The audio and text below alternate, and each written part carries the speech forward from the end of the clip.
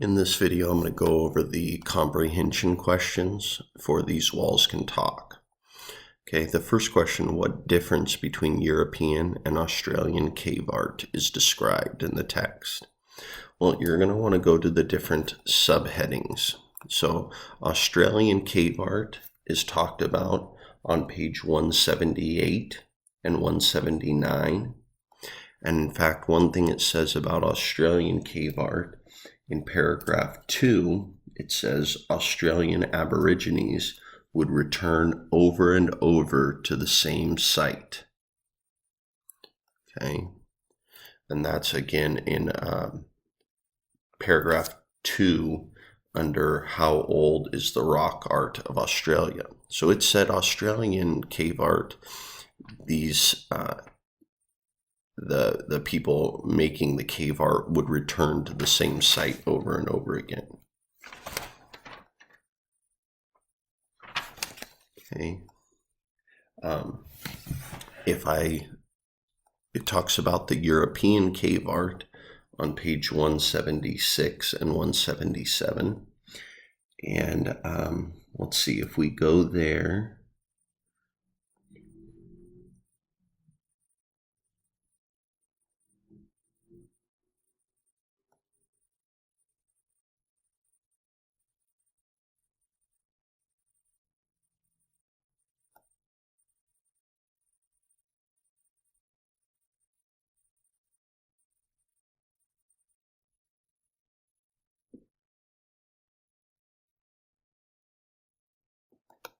Let's see, kind of skimming through where it's talking about the European cave art on page 176 and 177.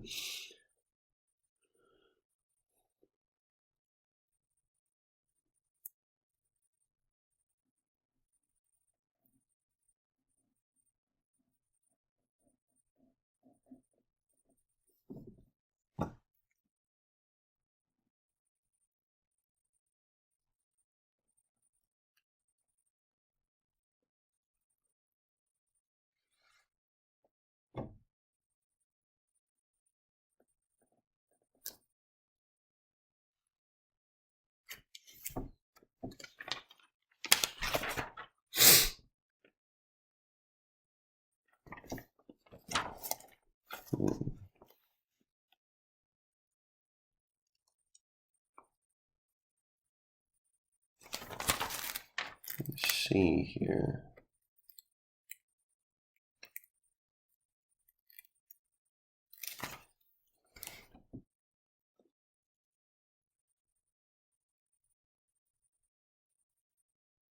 Oh, actually, it talks about the difference of the European cave art in the same section that it talked about the Australian cave art, right above the last sentences I read. So again, I'm on page 178 now, paragraph 2.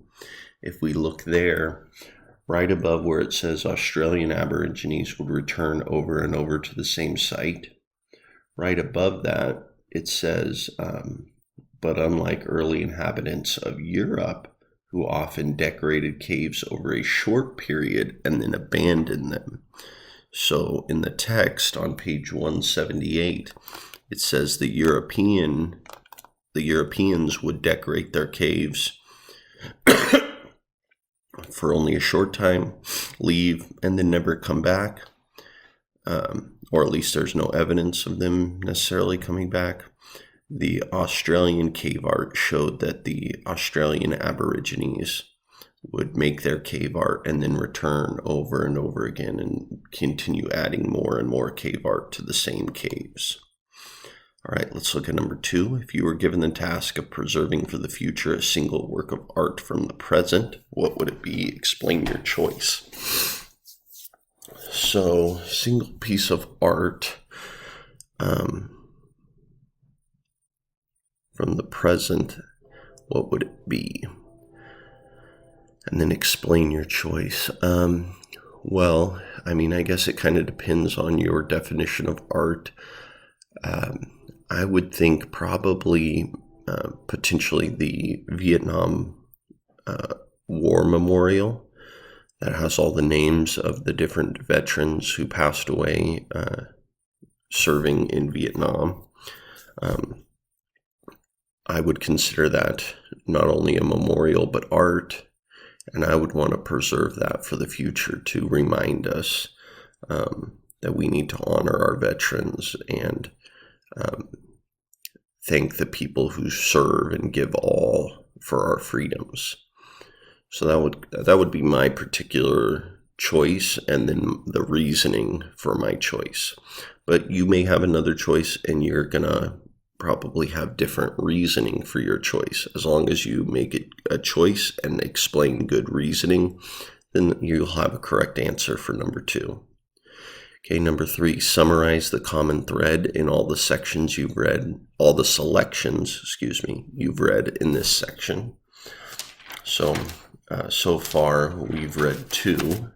We read America's Oldest Written Words, and we've read These Walls Can Talk. Well, both of those titles kind of give us a clue as to what the common thread is.